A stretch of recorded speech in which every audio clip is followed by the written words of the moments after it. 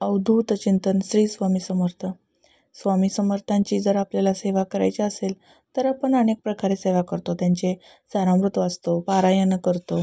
तसेच आणखी एक सेवा आहे जी केल्याने आपल्याला त्याची निश्चित फलश्रुती होते.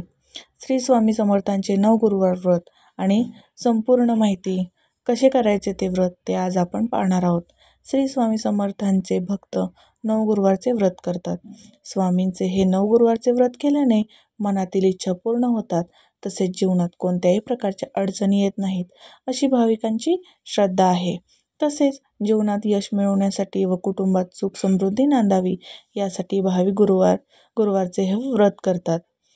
श्री स्वामी समर्थांचे 9 गुरुवारचे व्रत त्याची सुरुवात कशी करायची ते आपण पाहूयात.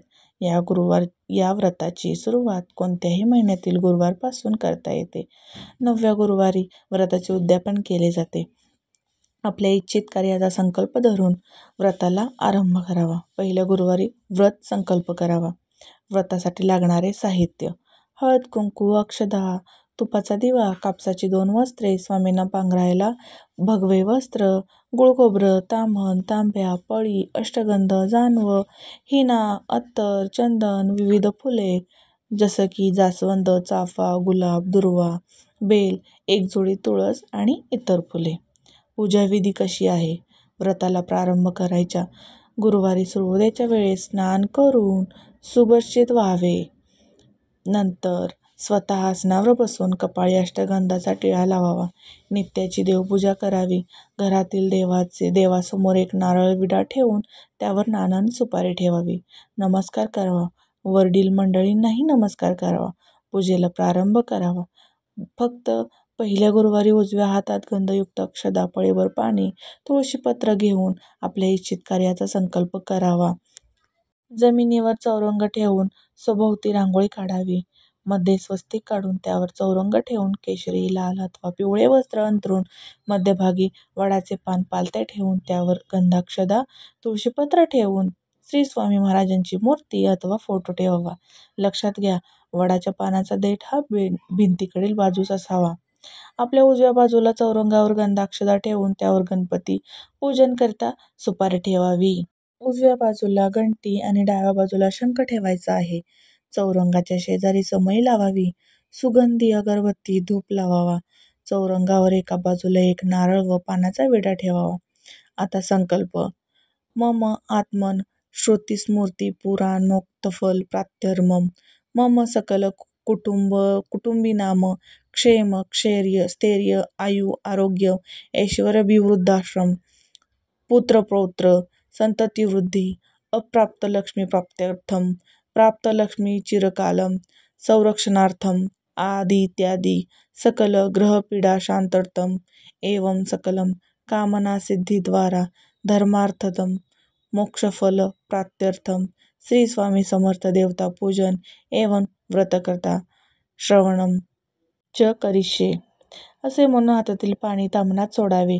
गणपतीचे ध्यान करून ओम गणपते नमः एकदंताय विद्महे वक्रतुंडाय धीमहि तन्नो दन्ती प्रचोदयात असा मंत्र म्हणून गणपती पूजनाकरता मांडलेल्या सुपारीवर एक पळी पाणी, अष्टगंध मिश्रित जल अर्पण करून सुपारीला चंदन लावावे. हळदी कुंकू वाहून दुर्वा, लाल फुलं, बेल, कापसाची 2 वस्त्रे, जानवे, अक्षदा अर्पण करून नमस्कार करावा. असे म्हणून स्वामींच्या मूर्तीला अक्षता अर्पण कराव्यात. ओम नमो श्री स्वामी समर्थाय विलेपनार्थे चंदनम अलंकारार्थे अक्षतानम एवं सौभाग्यद्रव्यम हरिद्रां कुंकुमम समर्पयामी असे म्हणून मूर्तीला चंदन, हळदी कुंकू लावून अक्षता अर्पण करून नमस्कार करावा. ओम श्री स्वामी समर्थाय यज्ञपवितं एवं वस्त्रं समर्पयामी असे म्हणत स्वामींना जानवे व भगवे वस्त्र अर्पण करावे आणि नमस्कार करावा. ओम नमो श्री समर्थाय ऋतुकालोत्पत्पुष्पाणि एवं सुगंधी द्रव्यं समर्पयामी असे म्हणून स्वामींना गुलाब, मोगरा, जास्वंद, सोनचाफाची फुले अर्पण करून हिना, अत्तर लावून नमस्कार करावा. ओम नमो स्वामी समर्थाय धूपदीप समर्पयामी असे म्हणून स्वामींना सुगंधित धूप दाखवून दिवा लावावा आणि नमस्कार करावा. ओम नमो स्वामी समर्थाय मुखवासार्थे पुगीफलतांबूल नारिकेल महाफलम एवं महादक्षिणाम समर्पयामी असे म्हणून विड्यावर, नारळावर, फळांवर पळीभर पाणी सोडावे. हळदी कुंकू, चंदन, फुलं अर्पण करून दक्षिणेवर पाणी सोडून नमस्कार करावा. श्री गुरु स्वामी समर्थ अष्टोत्तर शतनामावली. स्वामींच्या पुढील प्रत्येक नामाबरोबर एक तुळशीपत्र मूर्तीला अर्पण करावे. अष्टोत्तर शतनामावली प्रारंभ करिष्ये. ओम श्री स्वामी समर्थाय नमः. ओम श्री महाविष्णे नमः. ओम विश्वपालकाय नमः. ओम महादेवाय नमः. ओम विश्वमूर्ते नमः. ओम परमेश्वराय नमः. ओम कामधेनुरूपाय नमः. ओम दीनानाथाय नमः. ओम करुणासागराय नमः. ओम अवधूताय नमः. ओम भरतखंड निवासिने नमः. ओम सुखधाम वासिने नमः. ओम मूळपुरुषाय नमः. ओम वटवृक्षाय नमः. ओम देवादिदेवाय नमः. ओम भक्तिप्रियाय नमः. ओम शुद्ध ब्रह्मचैतन्याय नमः. ओम समर्थाय नमः. ओम करुणकंदाय नमः. ओम त्रैलोक्याधिपते नमः. ओम अनंताय नमः. ओम दत्तनगरवासिने नमः. ओम अक्कलकोटवासिने नमः. ओम त्राताय नमः. ओम कलियुगे इच्छिदाताय नमः. ओम संसारश्रमनाशकाय नमः. ओम विश्वविराट स्वरूपाय नमः. ओम भक्तवत्सलाय नमः. ओम मृत्युंजयाय नमः. ओम कल्पवृक्षाय नमः. ओम दयासागराय नमः. ओम पतितपावनाय नमः. ओम त्रिविदितपशनाकाय नमः. ओम चतुर्धामवासिने नमः. ओम योगक्षेमवाहिने नमः. ओम दाताय नमः. ओम मोक्षदाताय नमः. ओम श्रीपते नमः. ओम शिवविष्णुपुराशाय नमः. ओम ब्रह्मज्योतिरूपाय नमः. ओम पुराणपुरुषाय नमः. ओम दिगंबराय नमः. ओम सत्यज्ञानरूपाय नमः. ओम श्रीगुरुस्वदंताय नमः. ओम शेषनारायणाय नमः. ओम सदाशिवाय नमः. ओम त्रैमूर्तिरूपाय नमः. ओम विश्वात्माय नमः. ओम मंगलमूर्तये नमः. ओम त्रिकालज्ञानाय नमः. ओम अयोनिसंभवे नमः. ओम मूलाधाराय नमः. ओम विश्वसूत्रधाराय नमः. ओम जगन्नाथाय नमः. ओम अच्युतानंदाय नमः. ओम क्षमामूर्ते नमः. ओम आदिनारायणाय नमः. ओम सगुणानिर्गुणाय नमः. ओम विश्वव्यापकाय नमः. ओम प्रकृतिपुरुषाय नमः. ओम सर्वसाक्षीभूताय नमः. ओम देवरूपाय नमः. ओम सर्वसोक्षदाकाय नमः. ओम वरदमूर्ते नमः. ओम कर्मफलदाताय नमः. ओम अजानुबाहुवे नमः. ओम अनंतसिद्धिदाताय नमः. ओम कोटी ब्रह्मांडनायकाय नमः. ओम नृसिंहभानाय नमः. ओम क्षीरसागरवासिने नमः. ओम प्रपंच परमार्थरूपाय नमः. ओम सर्वेश्वराय नमः. ओम स्वयंसिद्धिदाताय नमः. ओम विश्वकुटुंबवत्सलाय नमः. ओम त्रैलोक्यनाथाय नमः. ओम त्रैगुण्यरिक्ताय नमः. ओम दशावताराय नमः. ओमकाररूपाय नमः. ओम चतुर्युगे अवताराय नमः. ओम यज्ञरूपाय नमः. ओम अनंतशीर्षाय नमः. ओम अनंतभुजाय नमः. ओम पुण्यस्मरणाय नमः. ओम पूर्णब्रह्मरूपाय नमः. ओम भवसागरतारकाय नमः. ओम पूर्णधर्माय नमः. ओम शांतिसागराय नमः. ओम द्वादश आदित्याय जननीये नमः. ओम वटपत्रशयिनी नारायणाय नमः. ओम विश्वसंसार प्रतिबिंबरूपाय नमः. ओम संकल्पदीक्षदायकाय नमः. ओम विश्वकालचक्रपूर्णवीराय नमः. ओम सकलतीर्थरूपाय नमः. ओम सर्वेश्वराय नमः. ओम अधर्मनाशाय नमः. ओम त्रिभुवतारकाय नमः. ओम विश्वंभराय नमः. ओम रुद्ररूपाय नमः. ओम सदा सर्वदा चिन्मूर्तये नमः. ओम विश्वकल्याण अवताराय नमः. ओम कलियुगे लीला अवताराय नमः. ओम जराजन्म व्याधी विनाशाय नमः. ओम विश्वगुरुवे नमः. ओम ईश्वराय नमः. ओम पुरुषोत्तम क्षेत्रवासिनी नमः. ओम विश्वपिताय नमः. ओम श्री हरी स्वामी राजाय नमः. ओम आद्य पुरुषाय नमः. ओम इति श्री गुरु स्वामी समर्थ अष्टोत्तर शतनामावली विश्वरूप भगवत श्री स्वामी समर्पणाय मस्तु. श्री स्वामी समर्थ व्रतकथा. श्री स्वामी समर्थ व्रतकथा पोथीला अष्टगंध, फूल, हळदी, कुंकू, तुळशीपात्र अर्पण करून धूप दीप दाखवून नमस्कार करावा. श्री गणेशाय नमः. श्री गुरु स्वामी समर्थाय नमः असे स्मरण करून व्रतकथेला सुरुवात करावी. मायानगरी मुंबईमध्ये पत्नी घरकाम व पती मोलमजुरी करणारी एक गरीब परंतु सत्वशील दाम्पत्य आयुष्यभर काबाड कष्ट करून अत्यंत हालाकीचे जीवन व्यतीत करत असताना त्यांनी आपल्या एकुलत्या एक पुत्राचे पालनपोषण करून त्याला शिक्षण दिले. मुलाचे शिक्षण झाल्यावर मुलगा नोकरी करील आणि आपल्या आर्थिक परिस्थितीत सुधारणा होऊन उतरत्या वयात सुखाचे दिवस येतील अशी त्यांना अपेक्षा होती. परंतु नियतीच्या मनात काही वेगळेच होते. शिक्षण पूर्ण होताच मुलाला खाजगी कंपनीत नोकरी लागली खरी, पण कलीच्या प्रभावाने मुलाला वाईट सवयी, छंद, व्यसन लागून तो पूर्णतः व्यसनाधीन झाला.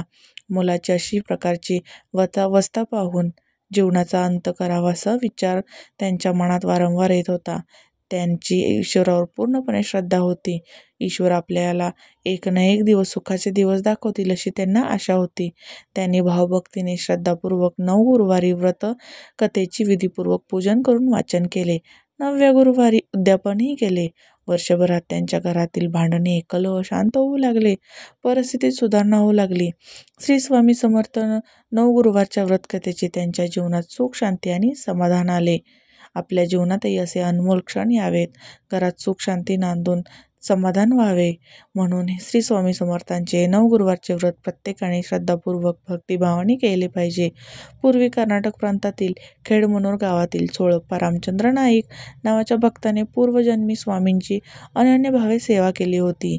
म्हणून त्याच्या घरी पूर्वपुण्याईने प्रत्यक्ष ब्रह्मांड नायक श्री स्वामी समर्थ महाराज स्वतःहून येऊन त्यांची परमपावन चरणकमलं त्यांच्या घरी विसावली होती. चोळप्पा खरोखरच भाग्यवान होता, कारण देवादिकांनासुद्धा ज्यांच्या चरणांचे दर्शन होणे दुर्लभ होते. भगवान स्वामी समर्थ चोळप्पाच्या घरी येऊन स्वतःहून राहिले होते. ज्या ब्रह्मांड नायक मूळ पुरुषाच्या केवळ चरणस्पर्शाने, दर्शनाने अनेक कमलपुष्पे फुलतात, बद्ध जड जीवांचा उद्धार होतो, जीवाला मोक्षप्राप्ती होते, अशा स्वामी समर्थांचे दर्शन घडावे म्हणून तपस्वी योगी निराहार राहून, मौन धरून, कोणी एका पायावर उभे राहून, कोणी अवकाशाकडे पाहून, त्यांच्या बिंदुरूपाचे ध्यान करून, होम हवन करून, भजन कीर्तन, अन्नदान, तीर्थयात्रा, तर कोणी संसार सोडून संन्यास घेतो. असे पराकोटीचे स्वरूप असलेले अच्युतानंद श्री स्वामी महाराज 18 विश्वे दारिद्र्य नांदत असलेल्या चोळप्पाच्या भाग्योदय करण्यासाठी त्याच्या घरी जणू काय कामधेनू रूपानेच आले होते. श्री स्वामी समर्थ व्रतकथा संपूर्णम. ओम नमो श्री स्वामी समर्थाय. आहारम भक्षभोजम च नैवेद्यम प्रतिगृहस्थामम असे म्हणून पुरणपोळी, खिचडी, बेसनचे लाडू, कडबोळी अथवा आपल्या घरात शिजलेल्या अन्नाचा नैवेद्य अर्पण करावा. नैवेद्याकरता ताट ठेवणार त्या जागी पाण्याने चौकोन करून त्यावर ताट ठेवून गायत्री मंत्र म्हणत 3 वेळा तुळशीपत्राने नैवेद्याभोवती पाणी फिरवावे व ते तुळशीपत्र नैवेद्यावर ठेवावे. ओम प्राणायम सहा, ओम अपनायम सहा, ओम व्यानायम सहा, ओम ओम उदनायम स्वाहा, ओम समानायम स्वाहा, ओम उत्तरपोषणम समर्पयामि, हस्तप्रक्षालनं समर्पयामि, मुखप्रक्षालनं समर्पयामि, करोध्वर्तनामे चंदनं समर्पयामि. श्री स्वामींच्या मूर्तीला चंदन लावून 1 पळी पाणी ताम्हणात सोडून नमस्कार करावा. याच्यानंतर स्वामींची आरती म्हणावी.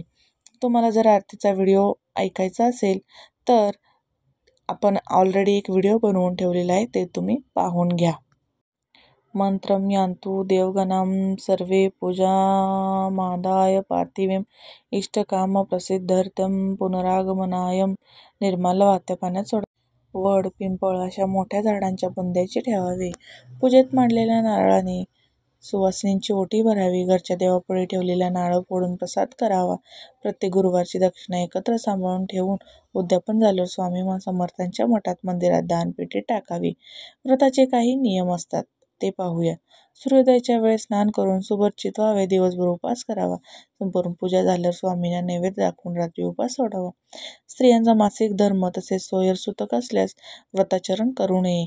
उपवास मात्र करावा.